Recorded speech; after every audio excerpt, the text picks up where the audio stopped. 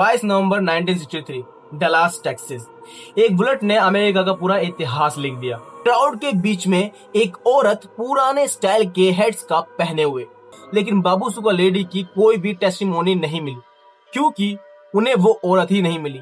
फिर 1970 में 7 साल बाद एक औरत आई। उसका नाम था बेवरली ओलिवर, या खुद वो इस वेब का हिस्सा थी। तो अब अपने दिमाग को चालू कर लेना, अपने दिमाग को खोल लेना, थोड़ा सोचना स्टार्ट कर देना, क्योंकि असली इन्वेस्टिगेशन अब स्टार्ट हो।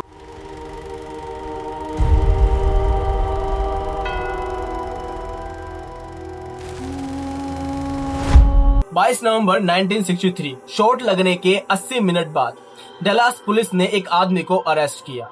ली हार्वी ओसवाल्ड, 24 साल का एक एक्स मैरिड, और उसके साथ एक और बंदा था। उसका पास इतना कॉम्प्लिकेटेड था कि इन्वेस्टिगेशन उसको आज तक सुलझा नहीं पाए। ओसवाल्ड की कहानी शुरू होती है 1959 से, जब वो अमेरिका का एक मारिन था। सोवियत यूनियन चला गया, यूएसएसआर कोल्ड वॉर का दुश्मन, और वहां उसने क्या किया कि सोवियत सिटीजनशिप मांग ली, सोवियत औरत से शादी की, मिन्स्क में फैक्ट्री वर्कर बन गया। फिर 1962 में अमेरिका वापस आया, बिना किसी रुकावट के, बिना किसी इन्वेस्टिगेशन के, जैसे कोई प्रॉब्लम ही नहीं है। एक मिनट सोच के देखो, 1962 में कोल्ड वॉर के पीक पर था। एक अमेरिका बंदा सोवियत यूनियन जाता है, वहां रहता है, वहां की औरत से शादी करता है, और फिर वापस अमेरिका आ जाता है, और एफबीआई, सीआईए कुछ भी नहीं करती। ये नॉर्मल तो बिल्कुल नहीं था।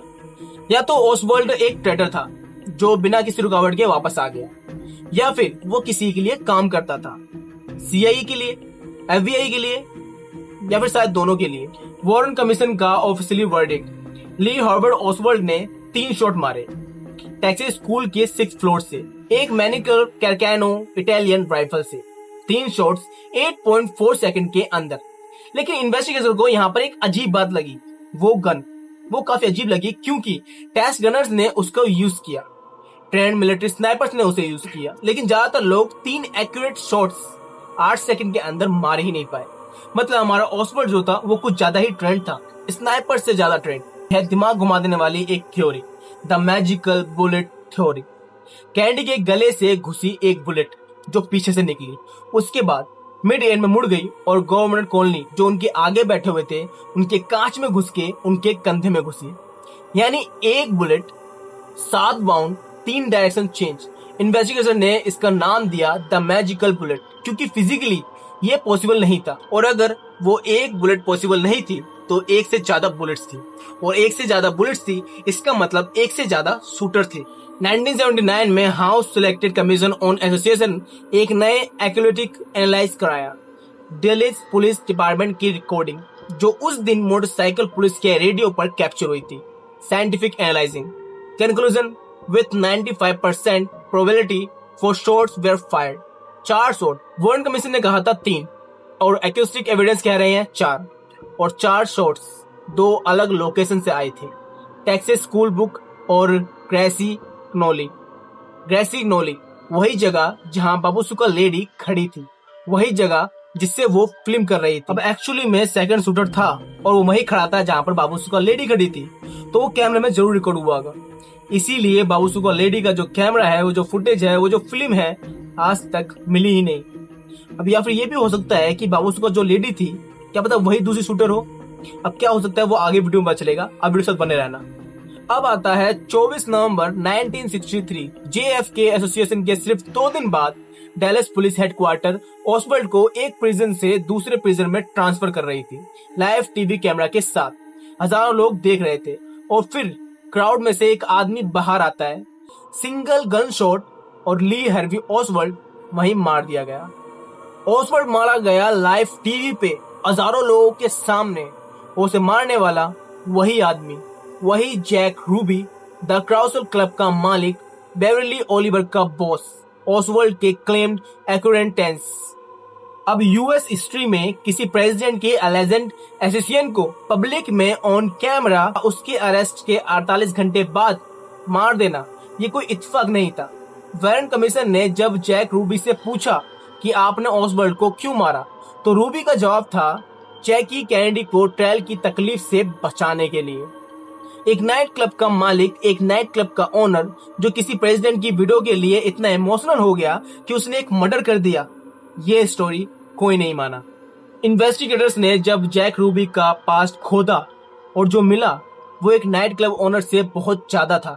रूबी के कनेक्शन डेलस मो फिगर के साथ रेगुलर मिस्ट्री से, क्यूब एक्सोसिएट्स ग्रुप में जो कैस्टल के खिलाफ थे, चिकागो आउटफिट्स जो ऑर्गेनाइज्ड क्राइम नेटवर्क से पुराने ताल्लुक रखते थे, और सबसे इम्पोर्टेंट मल्टीपल एफबीआई इंफॉर्मेशन ने कंफर्म किया कि रूबी रेगुलर डेलस पुलिस को ऑफिसर के साथ नॉन माफिया मेंबर्स के साथ मिलवाता था।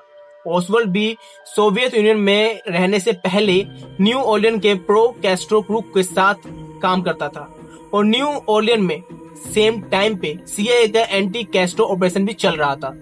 अब एक बंदा प्रो कैस्ट्रो, दूसरी तरफ anti Castro CIA operation, same city same time. कोई नॉर्मल बंदा दोनों तरफ काम नहीं कर सकता जब तक वो किसी के लिए काम ना कर रहा हो। और रूबी ने ओसवाल्ड को मार के हर एक सवाल का जवाब देने से पहले ही उसका मुंह हमेशा के लिए बंद कर दिया। यानी सीआईए जो एक एंटी करप्शन चला रही थी, हो सकता है कि ओसवाल्ड उनके लिए ही काम कर रहा हो उस प्रो कैस्ट्रो में, और उसके बारे में जानता हो ये रूबी। इसीलिए शायद रूबी ने कुछ बताने से पहले ही ओसवाल्ड को मार दिया सीआईए के कहने पे। आगे पता करते हैं। जैक रूबी को ओसवाल्ड के मर्डर के लिए डेथ सेंटेंस मिला। ट्रायल के दौरान रूबी ने कुछ बार कहा, मुझे पब्लिक में वो नहीं बताना चाहिए जो मैं जानता हूँ। अगर आप जानते तो सब कुछ समझ जाते। मैं एक स्कैपगोट हूँ। इन्वेस्टिगेटर्स ने उसे वारन कमीशन के सामने लाने की कोशिश की, लेकिन रूबी ने रिक्वेस्ट करी कि मुझे वॉशिंगटन ले जाओ, मैं वहां जाकर सब कुछ बताऊंगा। उसकी रिक्वेस्ट डिनाइड हो गई। रूबी जेल में ही रहा और 1967 में जेल में लंग कैंसर से उसकी मौत हो गई। अपने राज वो अपने साथ ही ले गया। इन्वेस्टिगेटर्स आज भी पूछते हैं कि वो सच क्या था जो रूबी वॉशिंगटन जाने पर बताने वाला था। दुनिया को कभी नहीं पता चलेगा कि आखिर वो क्या बताने वाला था। और अब मुझे पता है कि इस वीडियो में आप बहुत ज्यादा कंफ्यूज हो गए होंगे कि आखिर किसने मर्डर किया, कौन था, कौन नहीं था, इन दोनों का कनेक्शन क्या है। सब कुछ आपको कंफ्यूज कर रहा होगा। इसीलिए अब एक फाइनल चीज समझते हैं। तो सारी चीजों को मिलाकर देखते हैं। तो सबसे पहले पोजीशन देखते हैं टेक्सास स्कूल वाली। टेक्सास स्कूल पर 6th फ्लोर पर हमारा ओसवाल्ड खड़ा था, एक गन लेकर, एक राइफल लेकर। Position 2 grassy knoll. Multiple witness ने बताया कि दूसरी गन शॉट जो थी वो इधर से चली थी। पोजीशन 3 क्राउड में ग्रेसी नोल के पास बाबू सुकल लेडी, कैमरा ऊपर, सब कुछ फिल्म करते हुए। एक औरत जो ग्रेसी नोल को बिल्कुल पास खड़ी थी, जो प्रोफेशनल काम के साथ फिल्म कर रही थी।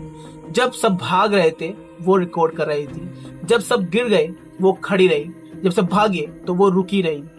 इन्वेस्टिगेटर्स ने एक थ्योरी प्रपोज की जो सबसे ज्यादा अनसेटलिंग लगती है। क्या बाबू सुकल लेडी को पता था कि क्या होने वाला है?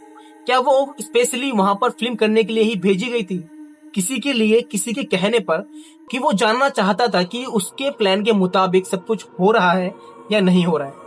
और बेवर्ली ओलिवर जो जैक रूबी की एम्प्लॉय थी, जो ओसवाल्ड से पर्सनली मिली थी, जो उस दिन डिले प्लाजा में थी, क्या ये हो सकता है कि बेवर्ली और बाबू सुकल लेडी दोनों ही एक ही वेब के दो धागे हों?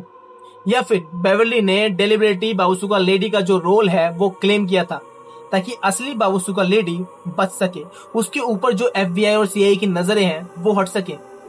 यानी distraction misdirection, oldest trick in the book.